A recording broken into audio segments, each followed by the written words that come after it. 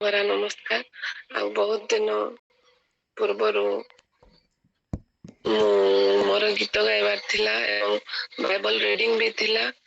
ଆଉ ମୁଁ ଥାନାରେ କାର୍ଯ୍ୟ କରୁଅଛି ଏବଂ ଟାଇମ ପାଇଲେ ମୁଁ ଘରକୁ ଯାଏ। ମୋ ଘର କୋରାପୁଟ। ମୁଁ ବାହା ହେଇଛି ଭବାନୀପାଟଣାରେ। ଆଉ ପରମେଶ୍ୱର ମୋ ଜୀବନରେ ଅନେକ କାର୍ଯ୍ୟ କରି ଅଛନ୍ତି। ଆଉ ପରମେଶ୍ୱରଙ୍କୁ ମୁଁ କେବେ ବି ଭୁଲିବି ନାହିଁ। ସେ ମୋ ଜୀବନର ଆଲୋକମୟ, ଜୀବନର ପଥ ଅଟନ୍ତି।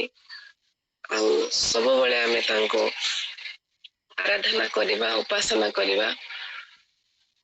ମୁଁ ଯେତେବେଳେ ଜନ୍ମ ହେଇଥିଲି କୋରାପୁଟରେ ଜନ୍ମ ହେଇଥିଲି। ଆଉ ବାପା ବି ମୋର ପୋଲିସ ଡିପାର୍ଟମେଣ୍ଟରେ ଥିଲେ। ଆଉ ଆମେ ରାୟଗଡାରେ ଥିଲୁ ଛୋଟ ଥିଲାବେଳେ। ତ ମୁଁ ସେତେବେଳେ 3 ଏବଂ 4 ଏମତି ପାଠ ପଢୁଥିଲି। ପ୍ରଭୁଙ୍କୁ ମୁଁ ସେତେବେଳେ ଜାଣିନଥିଲି ପ୍ରଭୁ କିଏ ମୁଁ ଚିହ୍ନି ବି ନଥିଲି। କିନ୍ତୁ ଯୋଉ ପରିବେଶରେ ଆମେ ରହୁଥିଲୁ ସେଠି ବହୁତ ଛୁଆ ମାନେ ଏବଂ ମୋ ସାଙ୍ଗ ମାନେ ବହୁତ ହିନ୍ଦୁ ଥିଲେ।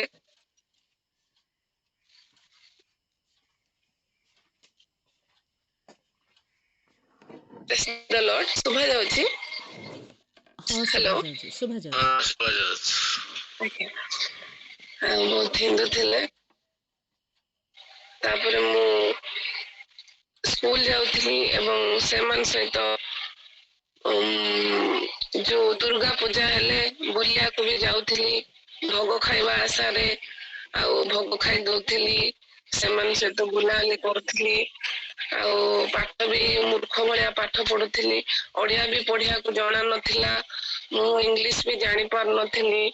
ତାପରେ ସେଇ ତ ହିନ୍ଦୁ ସାଙ୍ଗ ମାନଙ୍କ ସହିତ ପାଠ ସାଠ ପଢୁଥିଲି। 3 କ୍ଲାସ ତାପରେ ପାସ୍ ହେଇଗଲି କେମିତି କି ମୁଁ ବି ଜାଣି ପାରିଲିନି। ତାପରେ ଯାଇକି ଗୋଟେ ଦିନ ମତେ ବହୁତ ଜର ହେଲା। ଜର ହେଲା ପରେ ମା ମୋର କାନ୍ଦି କାନ୍ଦି ପ୍ରାର୍ଥନା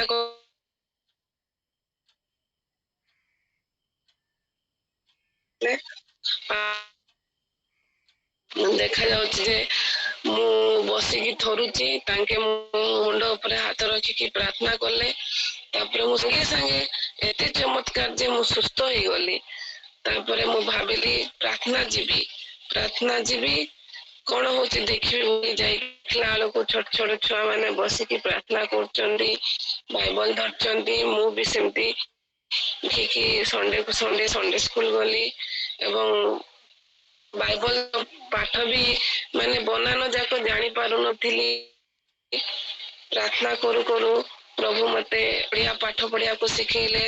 ତାପରେ ମୁଁ ଆଶ୍ଚର୍ଯ୍ୟରେ ଇଂଲିଶ ବି ଶିଖି ପାରିଲି।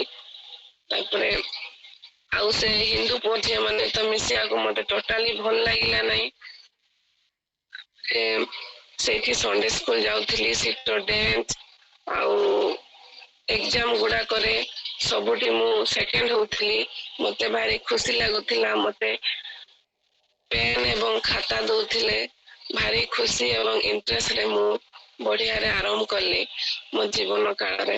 ପ୍ରଭୁ ମୋ ଜୀବନରେ ଅନେକ କାର୍ଯ୍ୟ ସାଧନ କରିଅଛନ୍ତି। ମୋ ଜୀବନରେ ବହୁତ କିଛି ସାକ୍ଷୀ ଭରି ଅଛନ୍ତି ଏବଂ ଆଶ୍ଚର୍ଯ୍ୟ କର୍ମ ତ ଅନେକ ରହିଅଛି। ପ୍ରଭୁଙ୍କୁ ଧନ୍ୟବାଦ ଦେବି ଯେ ମୁଁ ନିଜେ ଜାଣିପାରୁନି। ଆଉ ଏ ବର୍ଷର ଘଟଣା ହଉଛି ପ୍ରଭୁ ମତେ ଜୀବନ ବଞ୍ଚେଇଛନ୍ତି। କେମିତି 2 ଥର ବଞ୍ଚେଇଛନ୍ତି।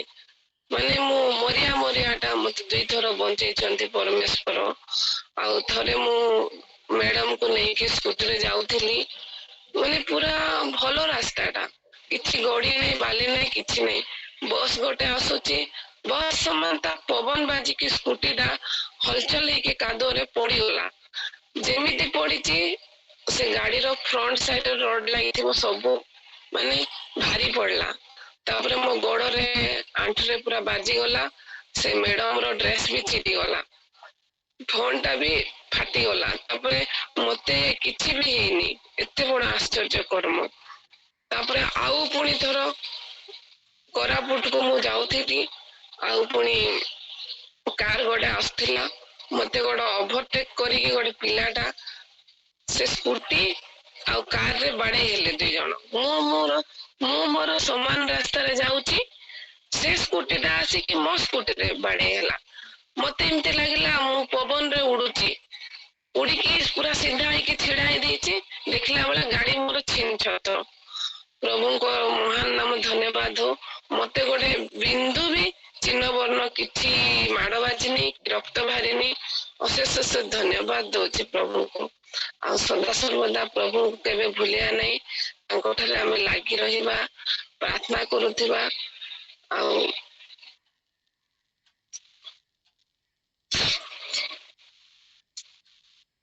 ଆଉ ମତେ ସୁଯୋଗ ଏତେ ସୁନ୍ଦର ଦେଇଥିବାରୁ ସମସ୍ତଙ୍କୁ ଧନ୍ୟବାଦ ଦଉଛି ଆଉ ମର୍ଣ୍ଣିଂ ପ୍ରେୟର ଟାୱାରକୁ ସବୁବେଳେ ପ୍ରାର୍ଥନାମୟ ଜୀବନ ଏଭଳିଆ ଚାଲୁଥାଉ ଆଉ ସମସ୍ତଙ୍କୁ ଆମେ ପ୍ରଭୁଙ୍କ ବିଷୟରେ କହିପାରିବା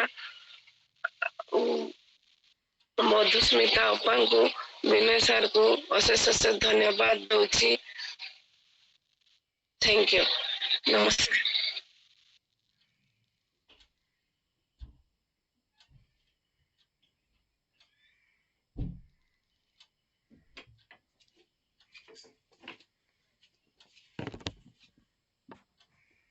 God bless you. Amen.